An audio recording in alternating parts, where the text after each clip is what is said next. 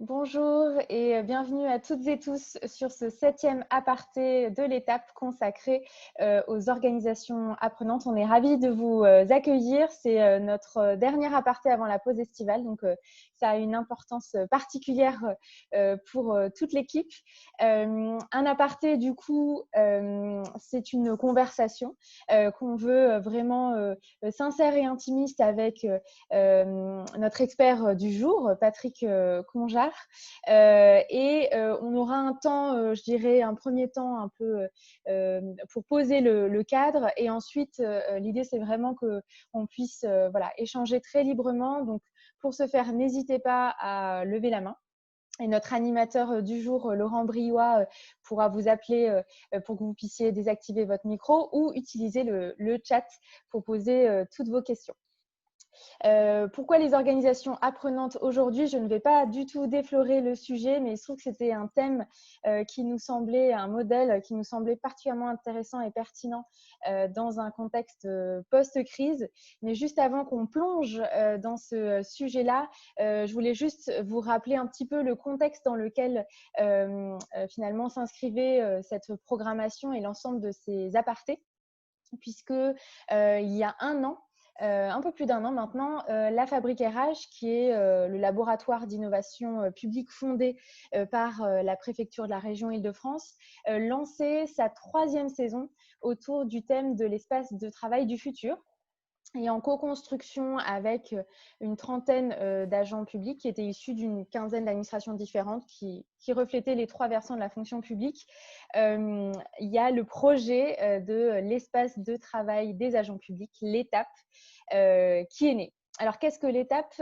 C'est finalement le tout premier espace de coworking gratuit et dédié aux agents publics, situé en plein cœur du 9e arrondissement à Paris, et il accueillera les agents télétravailleurs qui ne souhaitent pas travailler uniquement de chez eux. Et je pense que le télétravail un peu forcé l'a montré pendant la crise. On n'a pas toujours un environnement familial ou un lieu de vie qui le permette. Et par ailleurs, ça peut aussi conduire parfois à un certain sentiment d'isolement. Donc là, l'idée, c'est vraiment de pouvoir travailler dans un lieu complètement équipé et surtout retrouver un collectif de travail original, parce qu'il ne s'agira pas de vos collègues directs, mais stimulant.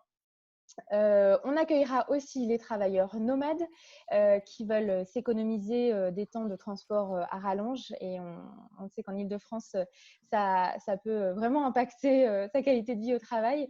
On les accueillera avant, après ou entre 2 réunions. Et on accueillera aussi les membres d'équipes projets qui ont besoin finalement de tiers-lieux neutres qui ne soient pas leur propre administration. Des fois, on a besoin de sortir de son cadre habituel pour faire avancer des projets. Et c'est ça le cas ici. Des équipes projets pourront réserver l'étape sur une période qui va d'une demi-journée à une semaine ou plus pour avancer sur leur projet. Et l'étape au-delà d'un lieu physique, au-delà de ces 4 murs, on va dire, c'est aussi un tiers-lieu qui a une ambition forte, celle d'initier et de faciliter de nouveaux modes de travail dans un contexte qui exige, et je pense qu'on l'a vu avec la crise, plus de prise d'initiative, plus de collaboration, plus d'agilité. Et c'est dans ce sens que l'étape proposera une programmation variés autour d'ateliers thématiques, de formations, de retours d'expérience, d'échanges, comme on le fait aujourd'hui à distance. Évidemment, le contexte sanitaire ne nous a pas permis d'ouvrir nos portes en physique, mais on a quand même voulu ouvrir nos portes en virtuel et vous proposer un premier aperçu de cette programmation via nos apartés. C'est rendez-vous finalement hebdomadaire tous les vendredis à 11h pour échanger avec un ou une experte sur des thématiques relatives aux nouveaux modes de travail. Donc voilà, on a balayé un certain nombre de sujets depuis cette semaine maintenant, que ce soit la symétrie des attentions, le co-développement, l'intelligence collective à distance, le zéro mail inutile, la gamification. Ils sont tous disponibles sur notre YouTube, sur le YouTube de la Fabrique RH. Donc, n'hésitez pas à y faire un tour. Et c'est une pause estivale qui suivra cet aparté, mais nous reprendrons notre programmation en distanciel à partir d'octobre, et on aura aussi besoin de vous pour définir les nouveaux thèmes. J'ai déjà été beaucoup trop longue. Je laisse du coup la parole à Laurent Briouat, qui sera notre animateur et facilitateur aujourd'hui. Bonjour à toutes et à tous, vous m'entendez bien? Oui. OK. Donc, je suis Laurent Briouat, je suis conseiller en organisation du travail et en conduite du changement RH à la préfecture de la région Île-de-France et au sein de la mission, innovation, réforme, à laquelle est rattachée également Marine et la Fabrique RH. Alors je pense que comme moi aujourd'hui, vous avez pu observer depuis, plusieurs années un débat et une demande des agents qui montent, autour des thématiques comme travailler autrement, être partie prenante des décisions qui impactent l'activité, être une force de proposition à la fois écoutée mais surtout, reconnue avant tout. Et ce débat qui gagne en maturité, ce qu'on peut dire, c'est qu'il frappe très fortement à la porte de nos organisations de travail, mais que cette porte est quand même encore assez fortement fermée, ou en tout cas peu ouverte, un peu grince, voilà, un peu, enfin voilà, elle mériterait d'être huilée, on va dire. Du coup, la question c'est comment on fait pour huiler ça. Et c'est vrai que la crise sanitaire de la Covid-19 a eu cette caractéristique de suspendre en fait le cadre normal du travail, et ça a eu comme effet un peu comme si on arrêtait d'alimenter en électricité une porte magnétique. C'est-à-dire que les agents et les managers, ils ont pu d'un seul coup ouvrir cette porte, et en fait, on leur a demandé dans ce moment un peu particulier, bah, de s'auto-organiser, de faire preuve d'inventivité, de responsabilité, et tout ça pour réaliser leur mission dans un contexte un peu parfois baroque. Et les premières études aujourd'hui qu'on retient et qu'on commence à recueillir montrent que ça a marché. Alors, par exemple, très rapidement, l'ANACT a fait une enquête sur le travail contraint, le télétravail contraint, et qui montre que 77% pardon, des agents ont pu adapter et redéfinir en fait leur activité, que 58% d'entre eux ont pu assurer l'ensemble de leur mission en télétravail, et un sondage IFOP montre que 66% des Français ont reconnu effectivement que les organisations publiques ont réussi à garantir la continuité du service pendant cette période. Et donc, malgré les difficultés, ça a marché. Et du coup, au niveau de la Fabrique RH, on s'est dit, voilà, enfin, on est plutôt optimiste et volontariste, et on se dit, bah, il y a vraiment un sujet à saisir, et comment on peut apporter notre contribution au débat qui est autour de qu'est-ce qu'on peut mettre en place de manière pérenne pour apporter un support au quotidien à ces élans de créativité qui sont à la fois des sources de bien-être et de développement pour les agents, mais qui sont aussi quand même une source de performance réelle pour les administrations. Et du coup, ce qui nous a paru pertinent, effectivement, c'est de travailler sur la voie des organisations apprenantes, parce que c'est une voie qui nous semble prometteuse et puis probablement acceptable pour la fonction publique. Et du coup, pour éclairer ce sujet, nous avons le plaisir du coup d'accueillir notre expert Patrick Conjard, qui travaille à l'ANACT, qui est l'Agence nationale pour l'amélioration des conditions de travail, où il est intervenant QVT Management et responsable du Fonds d'amélioration des conditions de travail, qui, en regard avec ce qui se fait dans la fonction publique de l'État, est le grand frère inspirant du FIACT, le fonds d'innovation, le fonds interministériel pour l'amélioration des conditions de travail, qui est porté et piloté par la DGAFP. Et Patrick a cette caractéristique qu'à la fois par sa formation et par son parcours professionnel, il a ce double bagage théorique et pratique de terrain et d'intervention de terrain sur les organisations apprenantes. Et il va mettre à profit justement cette connaissance pour faire dialoguer ces deux dimensions des organisations apprenantes. Je vous rappelle, avant de laisser la parole à Patrick, deux choses. La première, c'est que aparté, ça rime effectivement avec interactivité. Donc, n'hésitez pas dans le chat de laisser, dès que vous avez une réflexion, des liens qui se font, une question, de les poser dans le chat et on rebondira dessus pour pouvoir animer ça. Et puis, je voudrais juste faire un tout petit clin d'œil au dernier aparté que nous avons eu. Donc, pour vous inviter, pour être bien présent à cet échange, voilà, à vous ajuster, à être bien confortable sur votre siège, à avoir les pieds bien posés pour être reconnecté à la terre, comme le disait notre intervenant, et puis à prendre une grande respiration ventrale. On inspire largement, on expire. Et Patrick, je te laisse la parole et c'est à toi de vrai pour nous enseigner sur les organisations apprenantes. Merci pour ta présence. Merci. Merci Marine, merci Laurent. Est-ce qu'au niveau son et image, tout est OK pour tout le monde? Bon, bah écoutez, bonjour, bonjour à tous. Merci pour cette invitation et pour les propos introductifs qui ont déjà été faits.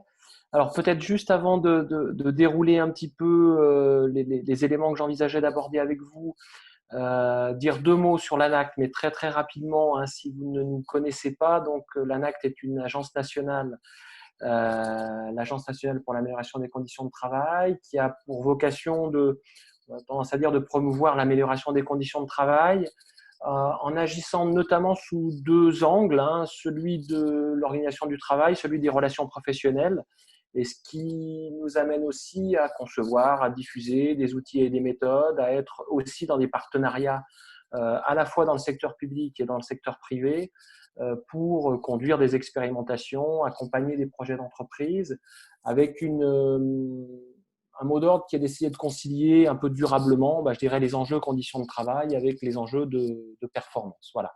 Et puis, si vous nous connaissez bien, vous savez qu'aussi, on a cette particularité au-delà de l'Agence nationale qui est rattachée au ministère du Travail, d'avoir sur l'ensemble du territoire des ARAT, qui sont des associations régionales pour l'amélioration des conditions de travail.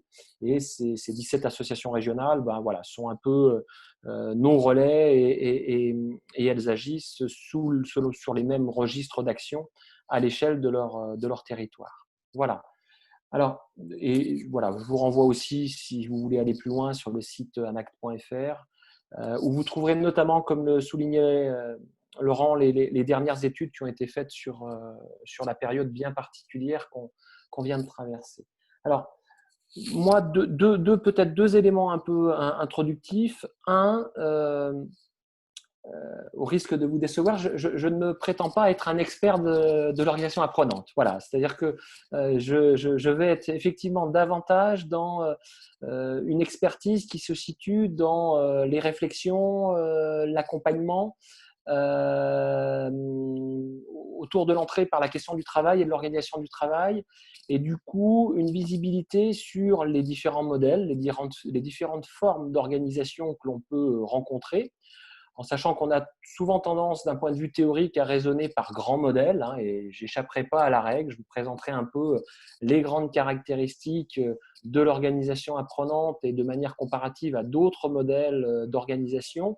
Mais la réalité montre qu'il y a aussi souvent beaucoup de formes hybrides d'organisation, et que du coup, notre approche autour de ces questions-là, elle est surtout de voir quelles sont les formes et les modèles d'organisation qui répondent le mieux à cet enjeu à la fois de qualité de vie au travail, qu'on peut traduire par des questions de conditions de travail, mais aussi des questions d'engagement, de sens au travail, et puis des questions d'efficacité organisationnelle et de performance. Donc, c'est bien au regard de ces deux dimensions qu'on va balayer un petit peu l'approche et le modèle de l'organisation apprenante, avec, dans un premier temps, de quoi on parle quand même, et puis je vais très vite vous donner la parole parce que derrière ce mot valise, beaucoup raccrochent ou mettent effectivement des modalités, des réalités. Donc, c'est intéressant de partager très vite c'est quoi pour vous une organisation apprenante, pour ensuite voilà, vous donner peut-être quelques éléments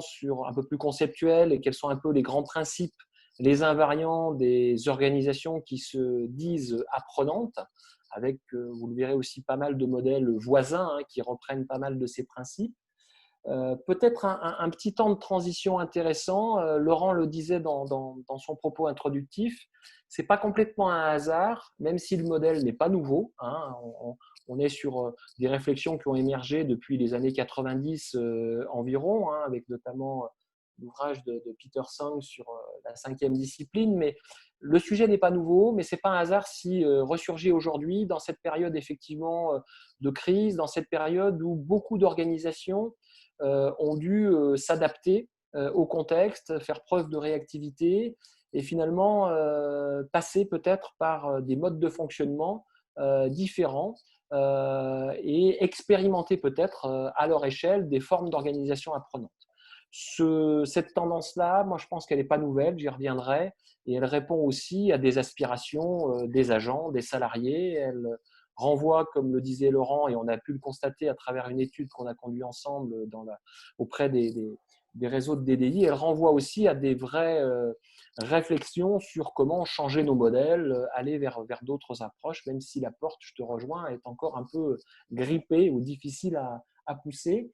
Et puis, je terminerai mon propos, et là aussi dans une logique d'interaction, parce que je pense que vous avez aussi des bonnes pratiques à partager sur finalement les leviers possibles, ceux en particulier qu'on a pu expérimenter nous à l'agence depuis ces dernières années, les leviers pour développer, déployer des organisations apprenantes. Alors, si ce programme vous va, ben on va peut-être, comme je vous y invitais, engager l'échange autour de quelle est votre vision de ce qu'est une organisation apprenante. Donc, je crois, Laurent, que la question a été posée à nos participants en amont et que donc vous êtes tous les uns et les autres prêtés au jeu. Hein, c'est bien ça. Et du coup, il faudrait que tu partages Voilà, l'écran. alors je vais vous faire voir ça. Hop.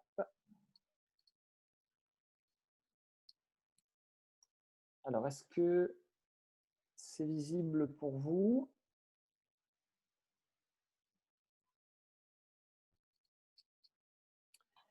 Voilà, donc je pense que vous avez là à l'écran un nuage de mots qui reprend finalement quand on vous interroge, et c'est assez classique. Hein, on aurait pu, alors peut-être pas faire un micro-trottoir parce que je dirais pas que l'objet est largement partagé, mais en tout cas, quand on questionne, on va dire, des professionnels RH, des consultants, mais aussi des dirigeants d'entreprise, le concept de l'organisation apprenante renvoie à quelques mots-clés. Vous évoquez la question de l'agilité, la question de l'adaptation.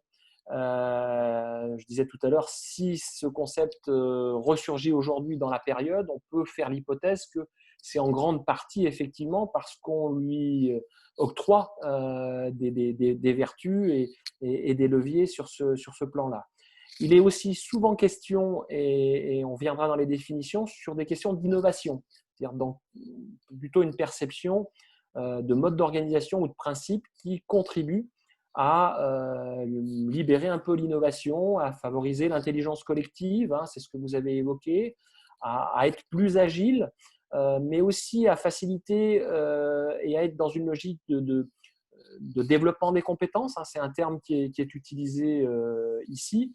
Bon, ce n'est pas un hasard si ce modèle-là a repris le terme d'apprenante, hein, parce que ça veut bien dire que derrière, il y a sans doute des enjeux, il y a sans doute une dynamique autour des mécanismes d'apprentissage.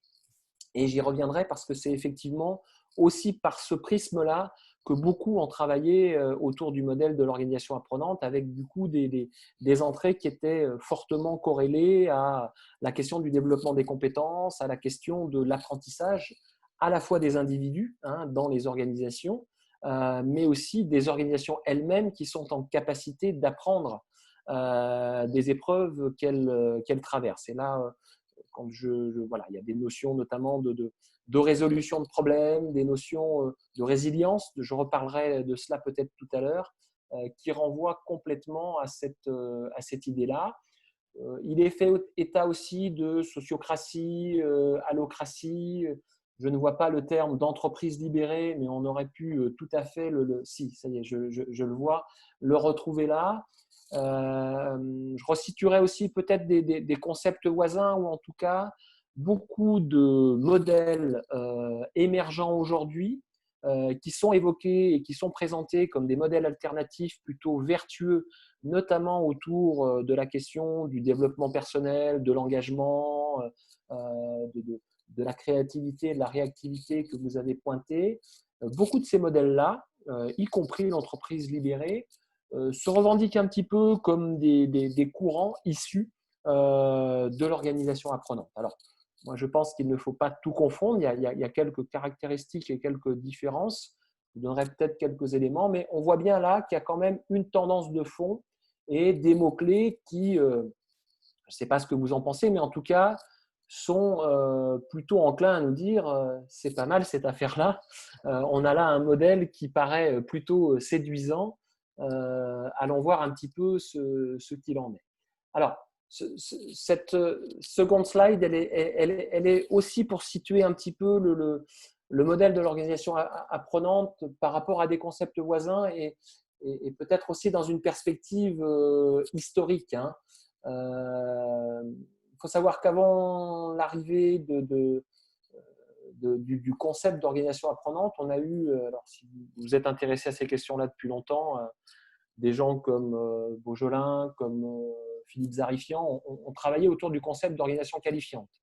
C'était l'émergence, notamment dans l'industrie. Alors le groupe, l'entreprise Volvo a souvent été pointé comme étant un peu le modèle de référence dans ces années 90, mais c'est les équipes de travail autonomes, c'est les équipes à responsabilité élargie, où là, il y avait aussi quand même c'était aussi tiré par des enjeux de qualification, de promotion, où voilà, on invitait à travers le travail à ce qu'il y ait non seulement, comme on le dit maintenant, une montée en compétences, mais une qualification, en particulier des premiers niveaux.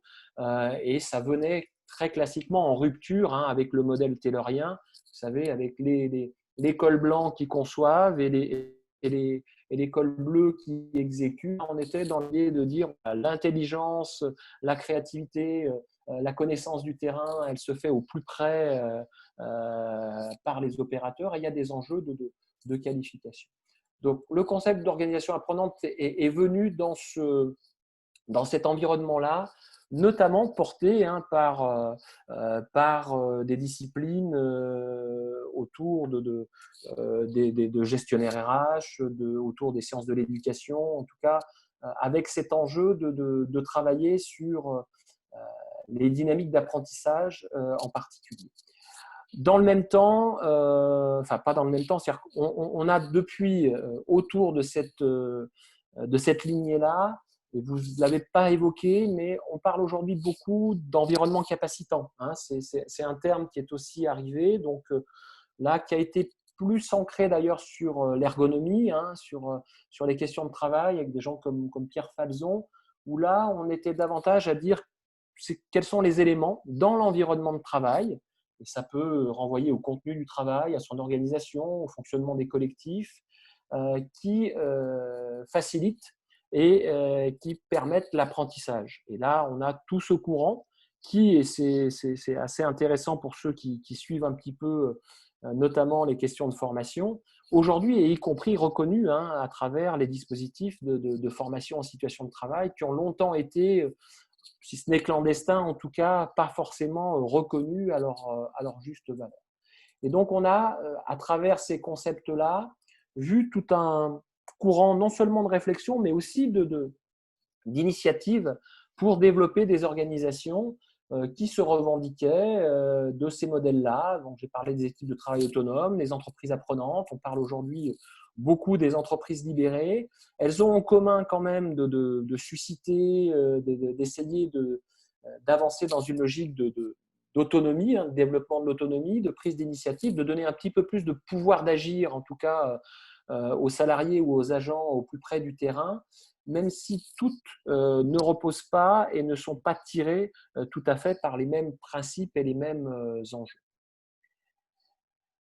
Voilà, alors peut-être un petit élément quelques éléments de définition. Je vous renverrai aussi, vous avez là une référence qui est évoquée. Alors c'est complètement d'actualité, on le disait à travers la crise sanitaire qu'on a traversée. Il y a également un rapport qui vient de sortir, réalisé par France Stratégie, par Salima Benamou et Edouard Lorenz, où vous avez un certain nombre d'éléments. Ce sont des gens qui s'intéressent à cette question-là depuis longtemps, notamment à travers des études européennes sur les liens entre santé et conditions de travail.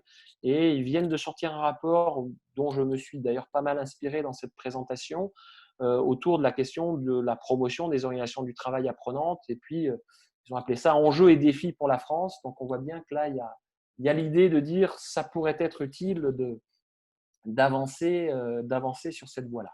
Alors, trois éléments de définition issus de ce rapport. Premier élément, c'est quand même ce qu'il y a commun à ces organisations qui se disent apprenantes. Ce sont des organisations qui cherchent à augmenter continuellement les capacités d'apprentissage de ses membres pour atteindre des objectifs partagés et anticiper les transformations futures. Alors, deux éléments intéressants à mettre en avant, me semble-t-il, c'est à la fois cet enjeu de développement des compétences et de capacité effectivement non seulement à maintenir, à adapter les compétences, mais aussi à les développer, c'est-à-dire à être un peu dans des dynamiques imposées un petit peu par un environnement changeant et des enjeux d'anticiper, de réussir les transformations auxquelles les organisations sont aujourd'hui confrontées.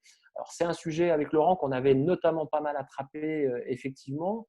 Dans la fonction publique, il y a quand même pas mal de transformations engagées ces dernières années.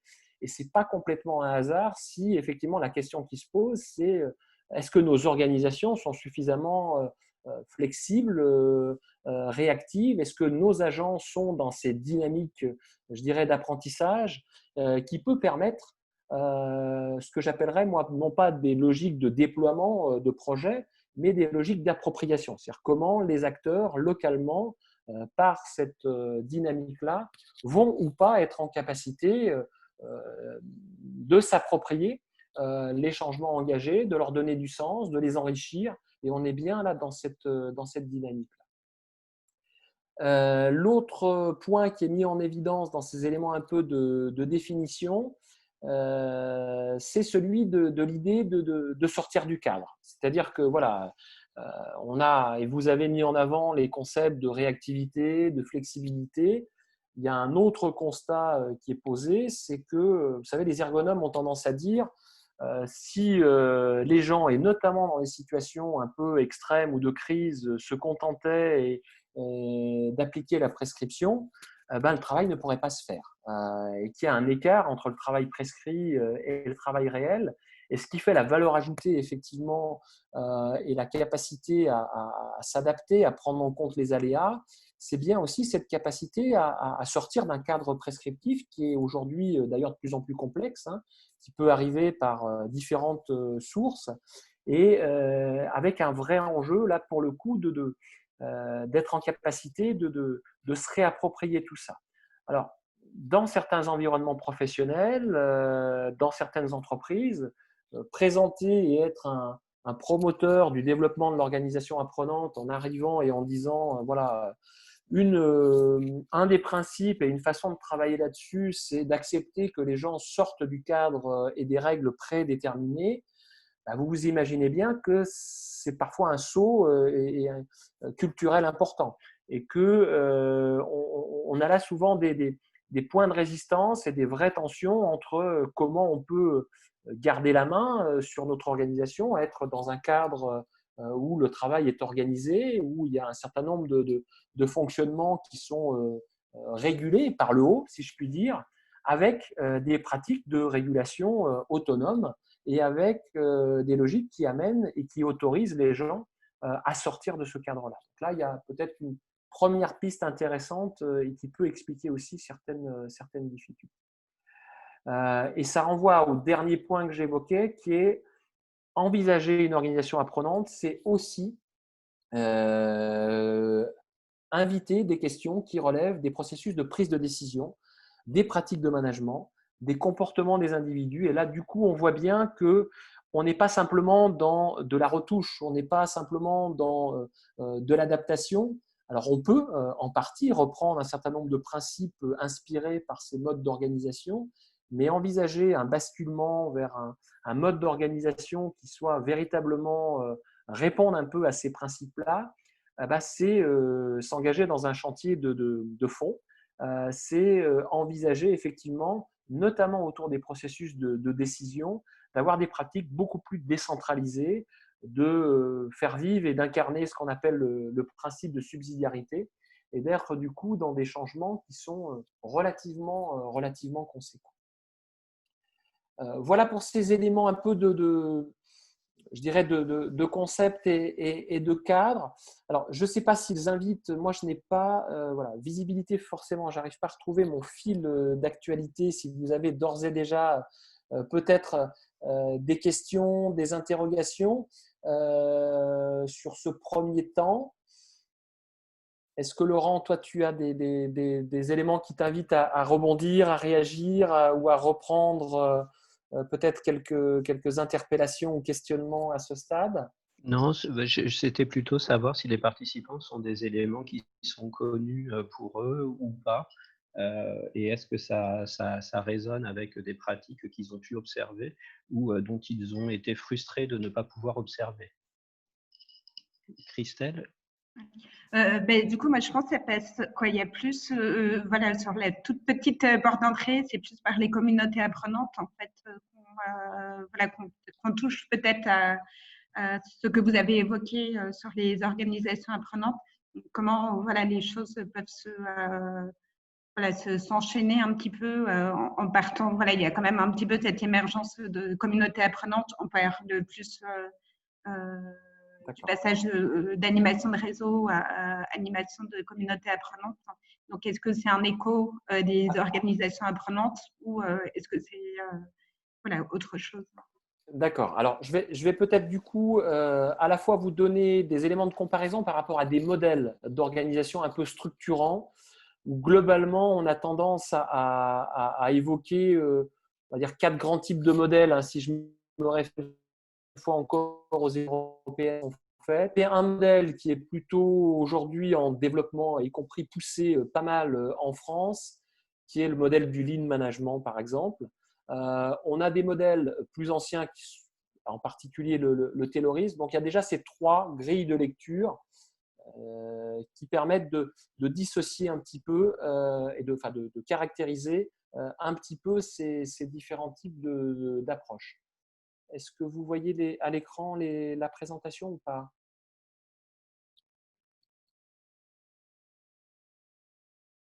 Voilà, partage d'écran. Je n'ai pas fait la bonne manip, excusez-moi. Écran partagé.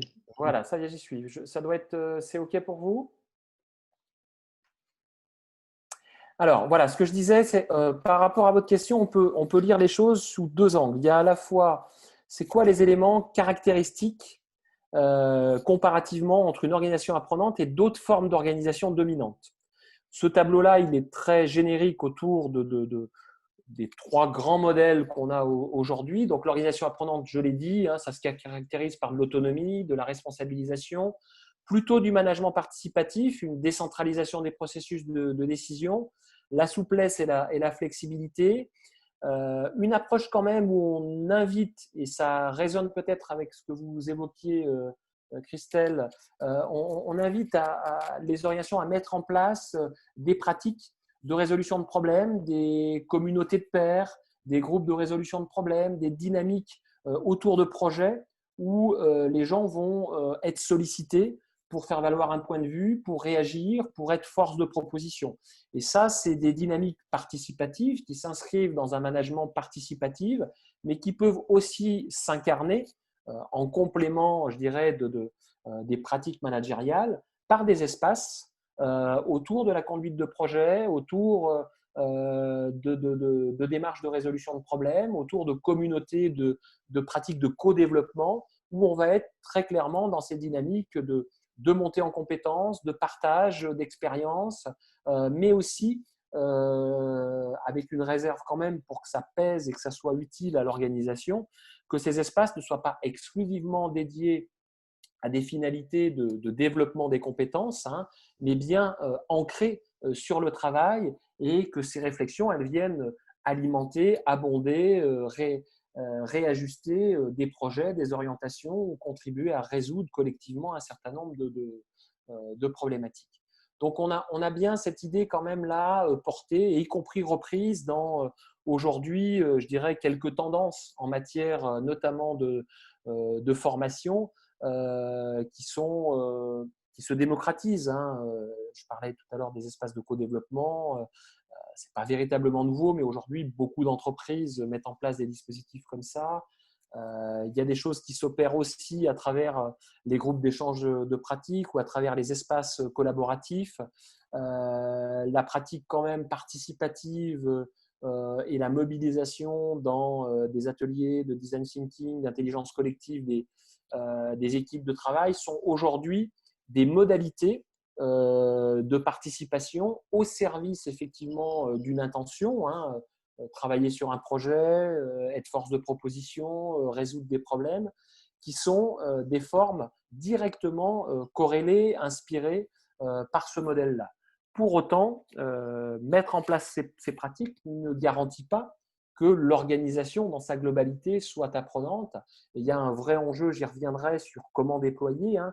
Il y a un vrai enjeu sur comment ces espaces-là, plutôt à l'échelle de dispositifs, on va dire, s'insèrent aussi et sont en lien aussi avec les processus de décision de l'entreprise, et vont véritablement permettre à ces équipes-là de peser, d'agir, et que globalement, pour dire les choses simplement, il en sorte aussi des décisions où les gens ont le sentiment que leur contribution, leur prise de parole, les débats, leur créativité, leurs échanges sont repris par l'organisation pour résoudre des problèmes, avancer sur des projets, les ajuster, etc. Donc ça, c'est une dimension extrêmement importante. Patrick, on a Florence qui, dans le chat, demande par rapport, sans présenter les autres types d'organisations, mais est-ce que le droit à l'erreur n'est pas indispensable pour favoriser cette dimension apprenante dans ce que tu as présenté? Complètement. On aurait pu, et d'ailleurs dans les éléments un peu, les principes généraux qui caractérisent une organisation apprenante, j'aurais pu tout à fait rajouter dans cette colonne-là la question du droit à l'erreur, qui est effectivement une des conditions importantes. J'en évoquais une tout à l'heure, c'est accepter, comprendre qu'il y a un écart entre le prescrit et le réel, et s'autoriser aussi à sortir des sentiers battus, à sortir des règles de fonctionnement, notamment dans les périodes qui imposent réactivité, flexibilité, créativité, et notamment aussi, je l'ai un tout petit peu touché du doigt pour répondre à des aspirations, hein, liées autour de la participation des salariés dans l'entreprise. Ce débat de la participation, il dépasse largement l'entreprise, mais du coup, comme il fait partie d'un débat de société, il s'invite aussi dans l'entreprise. Et si l'entreprise, dans ses modes d'organisation et ses pratiques de management, n'est pas un peu en phase avec cette tendance-là, ça peut être compliqué. Et parmi ces conditions, évidemment, le lâcher-prise, le droit à l'erreur sont des conditions incontournables. Voilà. D'accord. Merci. Juste, je suis désolé, je suis un peu obligé d'être le gardien du temps aussi. Il est déjà midi moins le quart, du coup. D'accord. Mais je vais peut-être avancer sur la question du comment. Alors voilà, cette diapo-là, elle vous permet quand même de situer de manière un peu comparativement les choses. Avec, je ne vais pas ouvrir là le débat, mais y compris autour du Lean, hein, beaucoup d'organisations Lean se disent, nous aussi, on fait du participatif, parce qu'effectivement, il y a dans ce mode d'organisation, et la fonction publique, y compris l'hôpital, mais d'autres environnements ont vu déployer ces dernières années des organisations qui répondent au modèle du Lean. Ce modèle-là, il est quand même aussi caractérisé par une standardisation des processus, des contraintes de rythme élevées. Et donc, même si on va solliciter la contribution des salariés, même s'il y a des dynamiques d'amélioration continue, je dirais que l'autonomie laissée aux salariés et ces enjeux un peu d'initiative, de créativité, de décentralisation des processus de décision n'est pas du tout à la même hauteur et ne répond pas du tout au même, je dirais, cadre conceptuel et méthodologique que l'organisation apprenante. Encore moins pour l'organisation taylorienne qui est quand même aujourd'hui, alors pas complètement une espèce en voie de disparition, mais effectivement moins présente ou encore présente dans certaines formes d'organisation et dans l'industrie notamment. Mais insister aussi sur le fait qu'on a dans beaucoup d'environnements des formes un peu hybrides de tout ça. Alors, ça, c'est directement tiré de l'étude que j'évoquais tout à l'heure de France Stratégie. C'est intéressant de se dire à la fois ça inspire de nombreux modèles, à la fois l'époque appelle à des réflexions autour de ça. Pour autant, il n'y a pas de modèle standard, il y a de nombreuses adaptations. Je pense que vous l'évoquiez tout à l'heure à travers des pratiques ou des principes, c'est-à-dire qu'on a des formes un peu hybrides où on va avoir certaines équipes, où on va avoir certaines pratiques qui se revendiquent et qui s'apparentent à des pratiques de l'organisation apprenante. Par contre, on ne sera peut-être pas nécessairement dans cette approche systémique qui est quand même poussée et revendiquée par l'organisation apprenante. Et bien se dire que, voilà, au-delà de ces déploiements souvent partiels, informels, il y a quand même dans beaucoup d'organisations une approche qui est encore complexe parce qu'elle va à l'encontre des formes traditionnelles et que les difficultés de mise en œuvre sont nombreuses et que la tendance, elle n'est pas forcément à la hausse, en tout cas en France, même si c'est quelque chose qui est très fort dans les pays de l'Europe du Nord, mais qu'il y a eu beaucoup de lobbying et en tout cas une organisation qui a été très outillée dans son déploiement, qui est celle du Lean, qui est plutôt en tendance forte aujourd'hui. Voilà.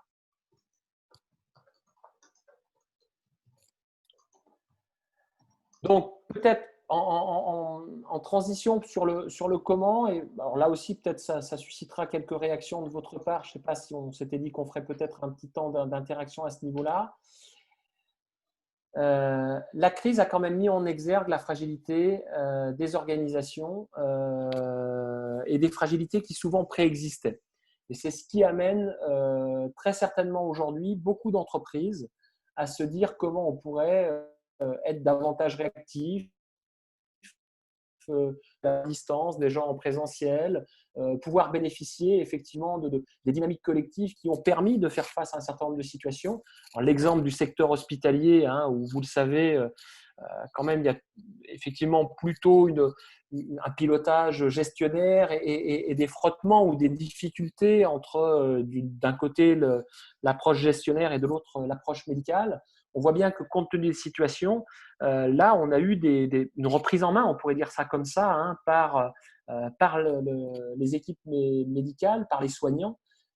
Et on est sorti des procédures, on est sorti du cadre, on a mis en place un certain nombre de processus de régulation qui ont permis effectivement de faire face à la situation. Donc ça la remet quand même fortement en avant, avec du coup des vraies interrogations sur est-ce que demain, on va tirer des enseignements et on va s'appuyer sur ces retours d'expérience pour réfléchir et envisager des évolutions durables des modes d'organisation et que le modèle de l'organisation apprenante, et moi j'en suis convaincu, peut être un modèle inspirant, ou est-ce que on risque aussi peut-être d'avoir des retours en arrière, ou y compris quand la situation économique est un peu plus compliquée, d'avoir des gens qui vont peut-être se dire bon, c'est très beau tout ça, mais dans le contexte actuel, il faut aussi peut-être reprendre la main sur un certain nombre de process. Voilà, Laurent, le garant du temps que tu es, est-ce que du coup j'enchaîne ou est-ce qu'on se donne un petit temps ? Je pense que c'est important d'enchaîner, parce qu'il nous reste effectivement, on va dire 10-15 minutes pour. D'accord. On voudra avoir un temps d'échange, donc plutôt, là, il y a Stéphane par exemple qui faisait effectivement référence à la question du Lean et la proximité entre le Lean et les organisations apprenantes. Et je propose qu'on le voit effectivement à la fin parce que je pense que c'est important là effectivement que tu nous fournisses les leviers pour développer une organisation apprenante qui est un peu sur quoi, en tant que participant à la fonction publique, on peut effectivement, sur quoi on peut appuyer pour avancer. D'accord. Alors, le premier levier, pour moi, il est très conjoncturel. Effectivement, je le disais tout à l'heure, quand une organisation est confrontée à des difficultés, quand elle est dans l'incapacité de réagir, quand à partir de l'analyse ou du bilan qu'elle fait, de comment elle a traversé la période en particulier, mais aussi comment elle a conduit ou mené des projets de transformation, comment elle a su mettre en place une nouvelle entité dans une logique de regroupement, comment elle a su mener et répondre à des clients dans un contexte secteur privé avec des nouveaux marchés. Enfin, voilà, c'est comment il y a des moments, effectivement, et là, on en a un en particulier, où ça peut être intéressant de se dire qu'est-ce qui a bien fonctionné, qu'est-ce qui a moins bien fonctionné, et quels sont un peu les mécanismes, quelles sont un peu les pratiques de management, les modes d'organisation, les fonctionnements du collectif qui ont fait qu'il y a peut-être des choses qu'on aurait intérêt à voir perdurer demain, à installer peut-être plus durablement dans notre organisation.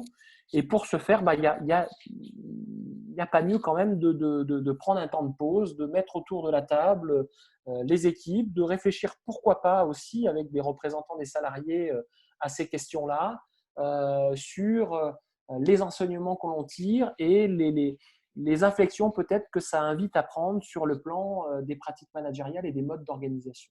Chaque fois que moi, en tout cas, indépendamment de cette période-là, j'ai été confronté à des réflexions sur venez nous aider à voir s'il est possible d'envisager chez nous le développement d'une organisation apprenante. Alors, ça n'a pas toujours été explicitement formalisé comme ça, mais ça s'est toujours inscrit dans des moments un peu de changement, soit des périodes de crise et autour de la crise des risques psychosociaux, autour de crises sociales. On a eu un certain nombre d'entreprises et je donnerai quelques éléments notamment sur l'accompagnement de quelques entreprises dans ce cadre-là. C'est souvent des moments opportuns. Quand il y a des projets de transformation, création d'une directe, ça me renvoie à quelques années avec la directe Basse-Normandie.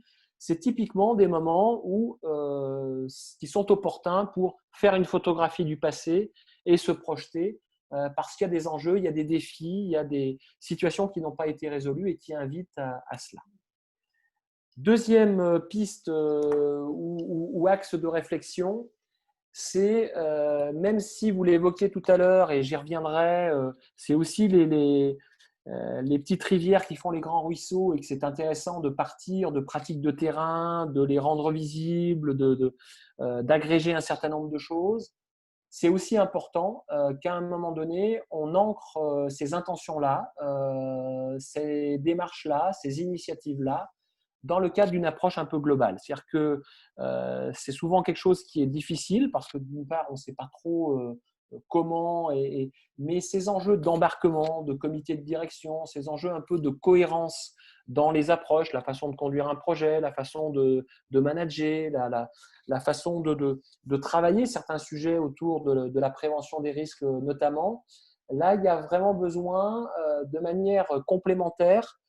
J'ai envie de dire, on ne peut ni être dans une démarche qui soit totalement descendante quand il s'agit de déployer ce genre de méthode, d'approche, de par la nature même des principes organisationnels sur lesquels elle repose, mais en même temps, on ne peut pas compter que sur des approches remontantes du terrain qui viseraient un peu à jouer sur l'effet boule de neige et sur l'intérêt de valoriser ou de soutenir quelques initiatives locales. Et moi, l'expérience que j'ai aujourd'hui me montre qu'il faut essayer d'agir sur les deux leviers, que c'est parfois difficile d'avoir cet ancrage et cette approche globale, mais je citais l'exemple de cette directe qu'on a accompagnée, qui venait de se créer et qui était confrontée à des défis de partage de l'information, de polyvalence de ses équipes, de cohésion d'équipe avec des gens qui arrivaient et qui provenaient d'horizons et d'entités différentes, donc des collectifs à recréer, des dynamiques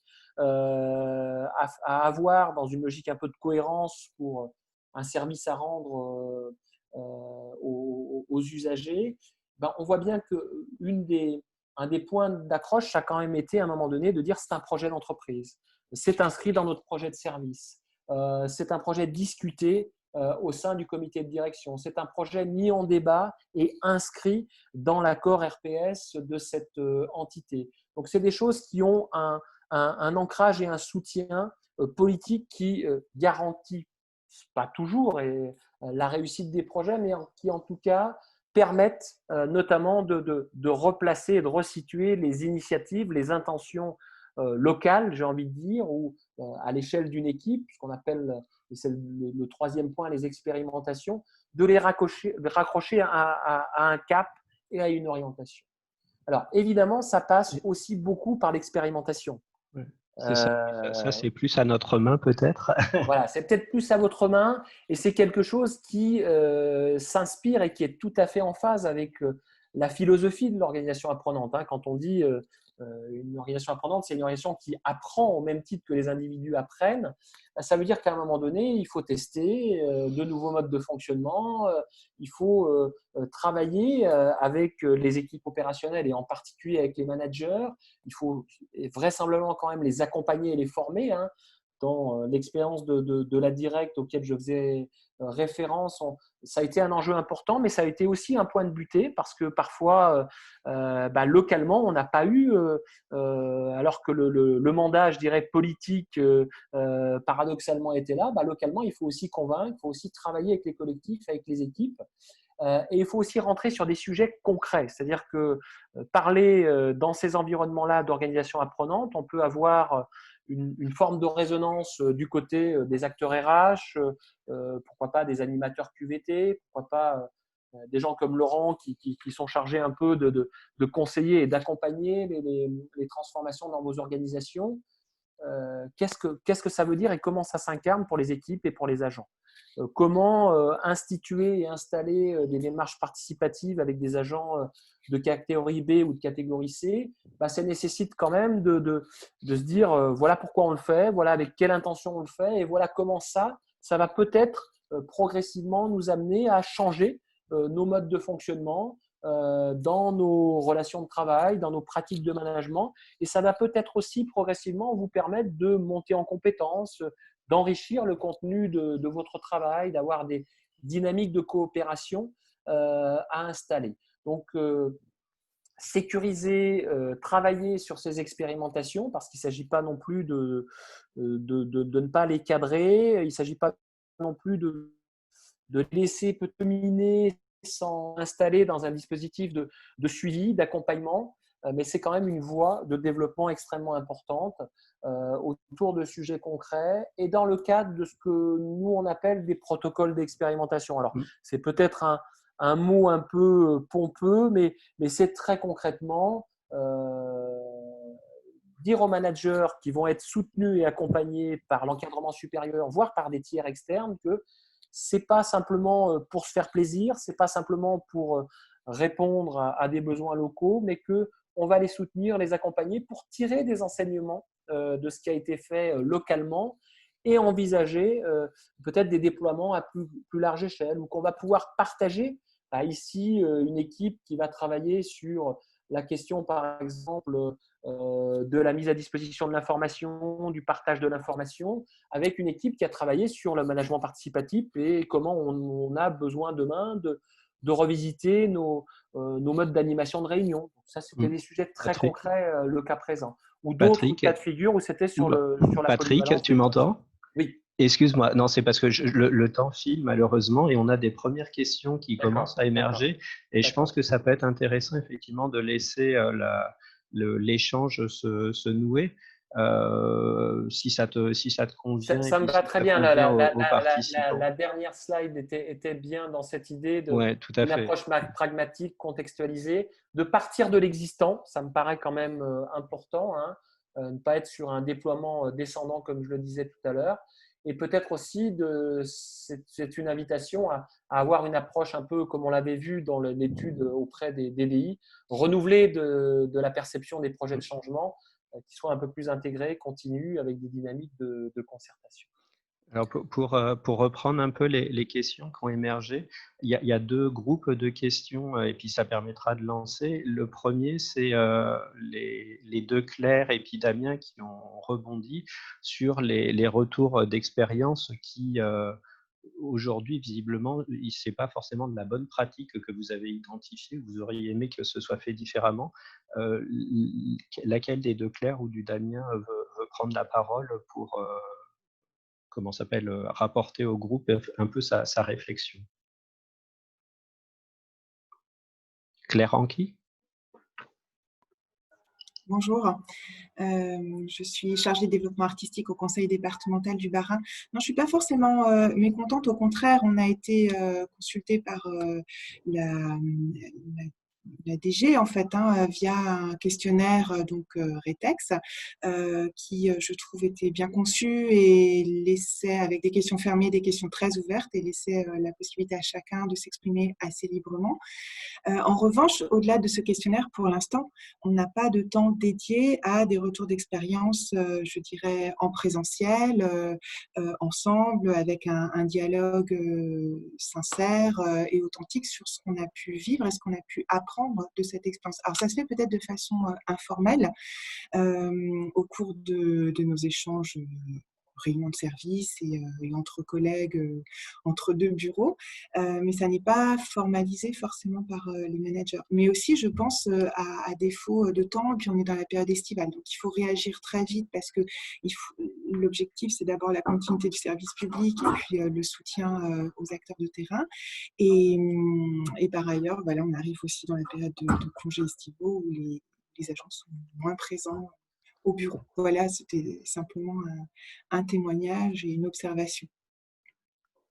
Alors, cette question du REX, on la pousse, nous notamment, alors plutôt vis-à-vis de cibles que sont les PME dans le secteur privé qui sont effectivement, qui ont été confrontés à la période. On a un dispositif qui s'appelle Objectif Reprise pour essayer de soutenir la relance de ces entreprises.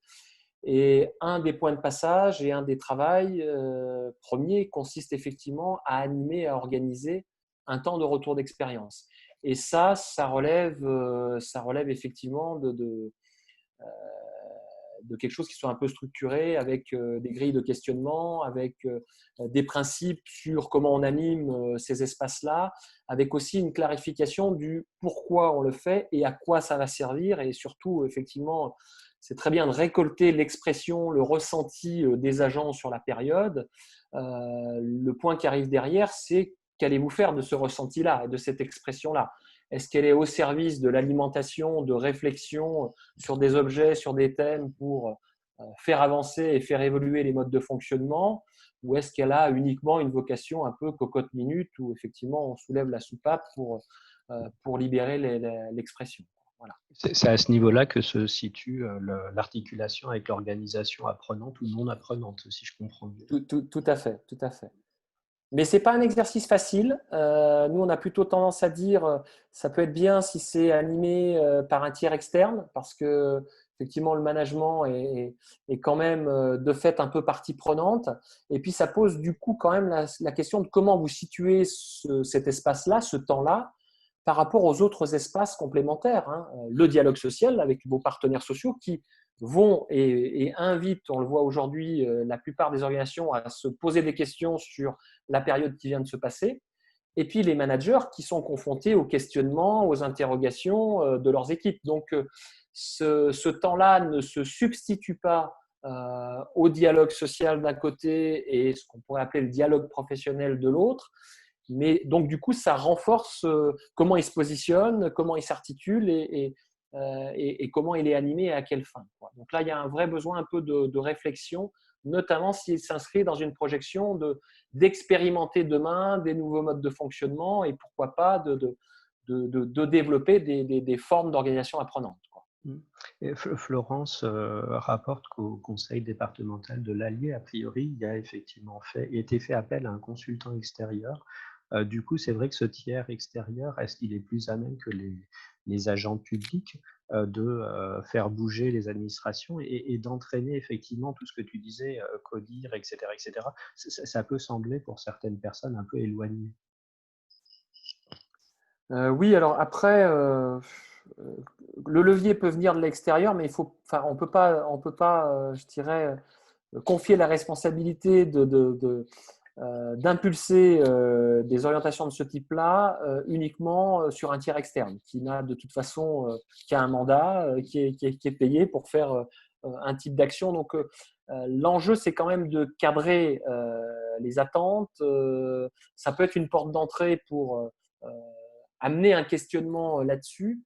Mais cet ancrage, je pense qu'à un moment donné, il est nécessaire. Alors, il ne faut pas forcément le voir au niveau le plus haut niveau décisionnaire de vos organisations, parce qu'effectivement, dans les travaux qu'on avait fait dans les DDI, autour des conduites de changement, les premières questions qui remontent quand on est autour des questions des marges de manœuvre, de l'implication de la direction générale, des CODIR, etc., c'est plutôt une lecture de on n'a pas la main sur les projets et charge à nous de les appliquer. Donc, il y a une vraie réflexion sur où sont nos marges de manœuvre et est-ce qu'il y en a. Et il y en a parfois plus qu'on ne le pense, y compris dans la sphère publique. Et puis, quels sont les bons niveaux d'interlocuteurs à embarquer dans cette réflexion-là. Mais il me semble que ça serait un vrai écueil que de reposer uniquement sur, bon, il y a un tiers externe, un consultant, il travaille là-dessus et il nous présentera son rapport et qui a vraiment besoin de cranter les choses et de les inscrire dans une perspective de suite, quoi. Florence, peut-être que vous voulez peut-être un peu expliciter plus largement comment c'est organisé au conseil départemental de l'Allier. Oui, tout à fait. Merci. En fait, l'externalisation ne consiste qu'au recueil en fait, du verbatim de tous les agents. Mon point de vue, je ne suis pas certaine que ce soit l'explication du fait qu'on soit passé par un consultant externe, mais je me demande dans quelle mesure c'est pas la crainte en fait, en tout cas on va dire que ce soit quelqu'un d'externe, ça facilite la parole et la libération de la parole. En tout cas, on a eu le témoignage de la consultante avant qu'elle démarre quand elle a commencé tout juste à démarrer ses entretiens, et elle nous a témoigné effectivement de la crainte de certains agents de s'ouvrir en fait. Donc là, ça renvoie à ce qu'on disait tout à l'heure, des conditions pour qu'une organisation puisse être apprenante. C'est la confiance et la possibilité d'avoir une liberté de parole. Et là, c'est clair que ce témoignage démontre qu'aujourd'hui, notre organisation n'a pas cette condition pour avancer vers une organisation apprenante. Voilà. Après, moi, il y a une question que je me posais, c'était comment on peut articuler ce travail de réflexion sur comment s'est passée toute l'organisation, les échanges dans le cadre de cette crise sanitaire, qui pour moi est nécessaire de faire à deux niveaux en fait, au niveau de la direction ou du service et aussi à l'échelle de toute l'organisation de la collectivité. Et comment en fait peut se concilier ces deux niveaux de travaux. Voilà. Je crois que quand j'évoquais tout à l'heure l'intérêt d'articuler de manière cohérente des démarches un peu descendantes ou des démarches qui viennent plutôt du terrain, c'est aussi de voir comment ce travail d'analyse, de bilan qui peut être conduit à différents niveaux, au niveau très opérationnel, les équipes et les collectifs de travail, et à un niveau plus macro, comité de direction par exemple, si on raisonne comme ça, il y a bien l'enjeu de penser les choses de manière un peu cohérente et emboîtée les unes dans les autres. Après, il y a aussi tout le travail quand même d'exploitation de ce qui aura été remonté, explicité, et qui là relève aussi de la responsabilité managériale, d'une responsabilité de direction sur finalement qu'est-ce qu'on fait de ces retours. Est-ce que c'est des retours qui relèvent, je dirais, de l'expression d'un ressenti et on est attentif à y compris par rapport à des enjeux de maintien et de préservation d'une bonne santé mentale. On est attentif à ce soutien que pourraient apporter les managers par rapport à ça. Mais ça peut être aussi révélateur de dysfonctionnement ou de difficultés à l'échelle de l'équipe qui ont besoin d'être traitées parce qu'elles imposent des prises de décision, des réorientations, etc. Donc, il y a vraisemblablement quand même par rapport à ce que vous dites, et on a vu y compris sur ces modèles-là, à penser les choses de manière un peu cohérente avec les mêmes grilles de lecture, ça peut être intéressant aussi, et avec une invitation du côté de la direction générale à s'emparer un peu de ces matériaux-là et à voir finalement qu'est-ce qui peut être réglé, régulé de manière autonome par les équipes. Et ça, c'est le principe de subsidiarité. Chaque fois qu'on va pouvoir laisser le manager et son équipe peut-être trouver localement des solutions sans forcément passer par des processus de décision complexes et ramener ça sur la table des comités de direction et faire le tri avec ce qui relève par contre d'orientation, d'axes de travail qui sont plus structurants, qui questionnent davantage les modes d'organisation et qui imposent des réflexions et des décisions qui relèvent du niveau de la direction générale. Okay. Je ne sais pas s'il y a une dernière question, il est déjà 12h10 par rapport à vos obligations. Il y avait une question autour du lean management, mais c'est peut-être, ça peut nous embarquer assez loin. Oui, alors peut-être renvoyer sur cette question-là aux travaux auxquels je faisais référence de France Stratégie, ouais. Qui, à partir d'un certain nombre de critères, autonomie dans le travail, autonomie dans le rythme de travail, apprentissage de choses nouvelles, complexité des tâches, résolution de problèmes imprévus, normes de qualité, travail en équipe. Enfin, il y a un certain nombre d'items qui sont interrogés.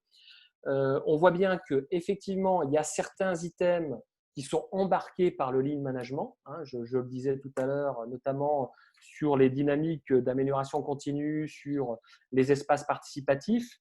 Par contre, ça s'opère dans un cadre organisationnel où, je dirais, tous les registres qui relèvent de l'autonomie dans les méthodes de travail, dans les rythmes de travail, ne sont pas toujours au rendez-vous.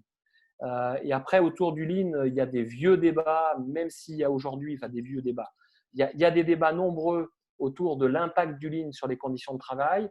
Quand même, il y a beaucoup de travaux aujourd'hui qui montrent que, attention, ça peut aussi avoir des effets un peu délétères sur les conditions de travail et qu'il y a des débats un peu d'experts autour de si ça ne fonctionne pas, c'est parce que vous n'avez pas su bien déployer la méthode telle qu'elle était pensée par ceux qui ont conçu ces approches-là. Et puis, il y en a d'autres, et moi, je m'inscris plutôt dans cette logique-là, qui est, c'est pas tant un problème de déploiement parfait de la méthode et de la philosophie.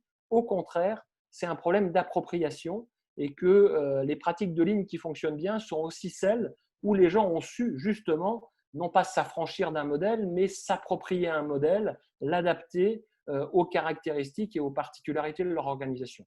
Donc, je vous renvoie à la fois à l'article qui a été rédigé par France Stratégie et aux travaux qu'a pu conduire le réseau de l'ANACT sur ce sujet-là. On a notamment la revue Travail et Changement avec un numéro spécifique qui avait été consacré à ce sujet-là il y a 3 ou 4 ans. Et que l'on trouve donc sur le site de l'ANACT, anact.fr.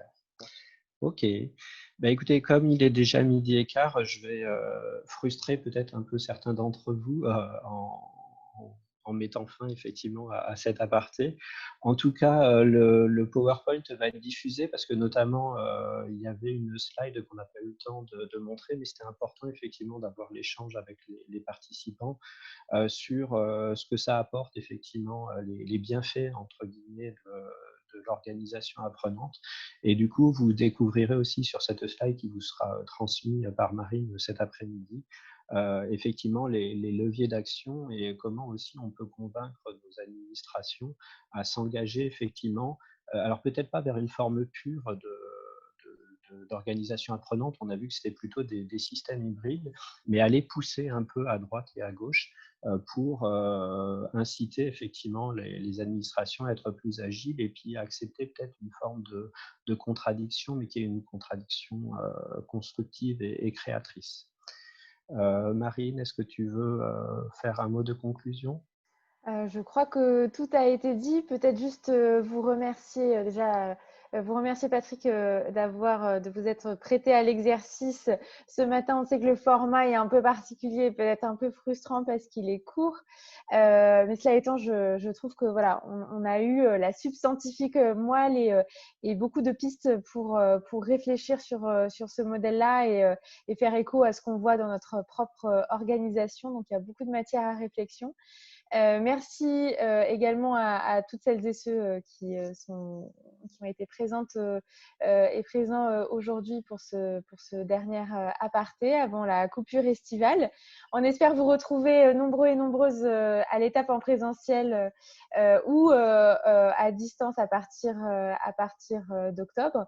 Et on comptera aussi sur vous pour orienter la future programmation, puisque on veut vraiment concevoir quelque chose qui colle un maximum à vos besoins, vos envies, vos réflexions du moment. Donc voilà, on vous enverra un petit questionnaire en ce sens. Donc n'hésitez pas à proposer les choses qui vous tiennent à cœur ou qui vous semblent complètement décalées.